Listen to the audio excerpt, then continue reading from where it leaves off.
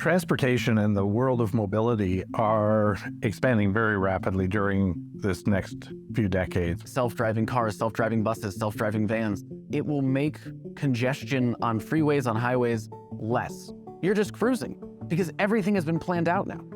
It is reading 20 miles ahead at your destination what it's like and adjusting all the way down to your vehicle that you're in.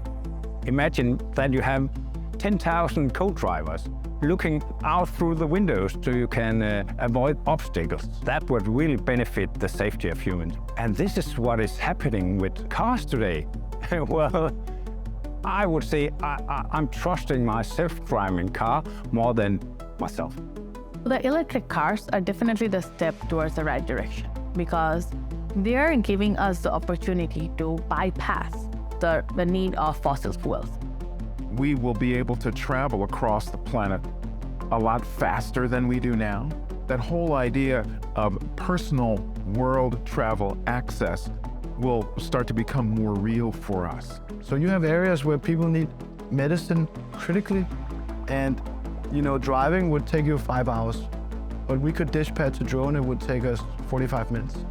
That difference in time can be life-saving.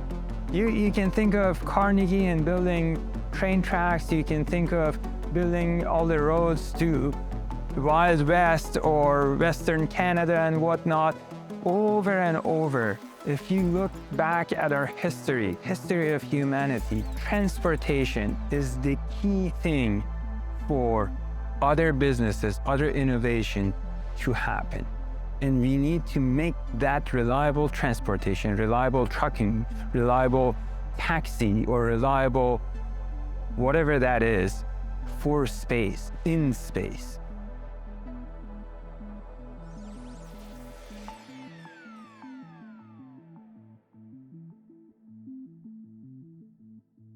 In a mountainous environment, often there's fog on the mountains, you can't get helicopters up there, you can't get vehicles up there.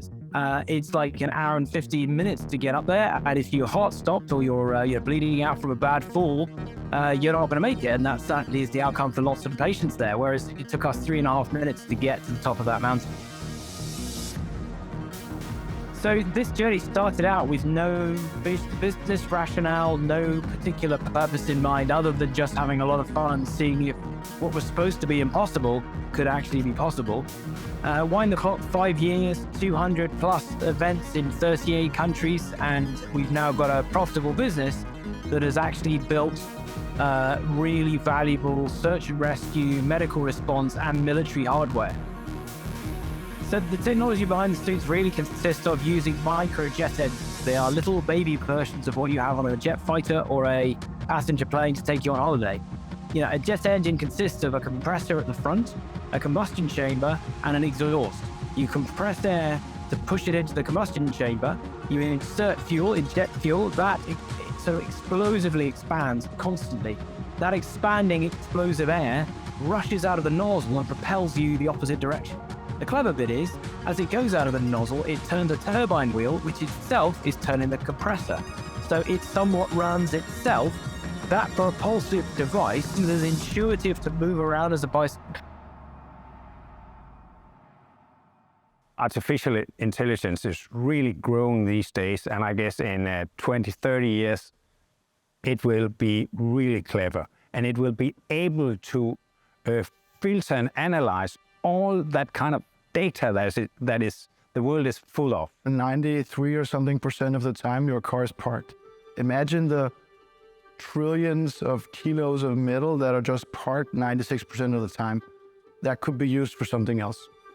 At the same time, sharing the cars, the efficiency of the car will be way higher. So putting 4 people in a car, the amount of electricity that you need to move someone from A to B is shared by 4 instead of 1. It seems scary now, but we will open up new markets, new job opportunities. Putting autonomous vehicles and drones and freight pods into traffic, into the world, will create new jobs.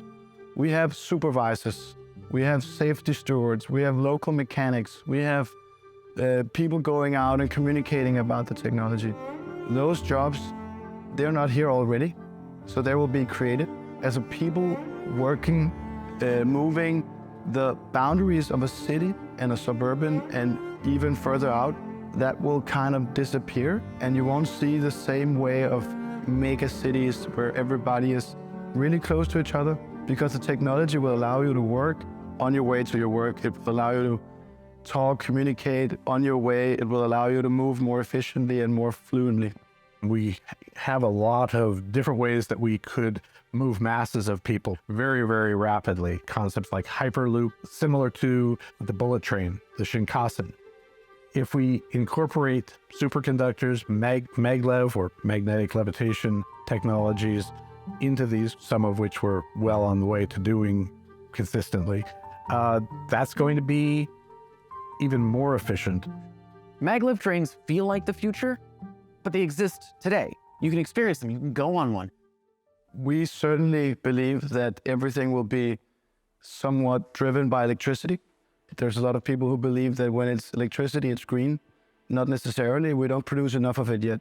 But if we can see new technologies coming in, smaller reactors, smaller diffusers that can come in and create electricity locally instead of in a big grid, so to say, we will have way less power loss in our system, and it would allow us to move completely efficiently from A to B.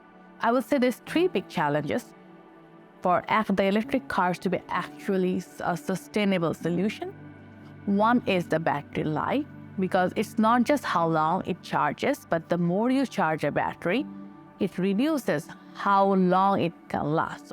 A battery, the more amount of time it's being charged, it loses its efficiency. Now that's one, the life cycle. The second is how they're being powered, or can we power this energy storage, let's say, with sustainable sources rather than depending on the fossil fuel powered electric grids. And finally, I think one of the bigger challenges is, can they be charged on the go? When they're moving, can they be charged? Batteries have really good specific power. They can dump the energy and supply it really fast. And this is when you see that is when you're accelerating in an electric car. What they don't have is a great specific energy, which is being able to use that energy for a long period of time. So imagine if you had a fusion reactor in your car, paired with a battery, you can get the best of both. You get your acceleration fast, and then you can recharge your battery on the go, and you operate without gas stations or charging stations for a few years.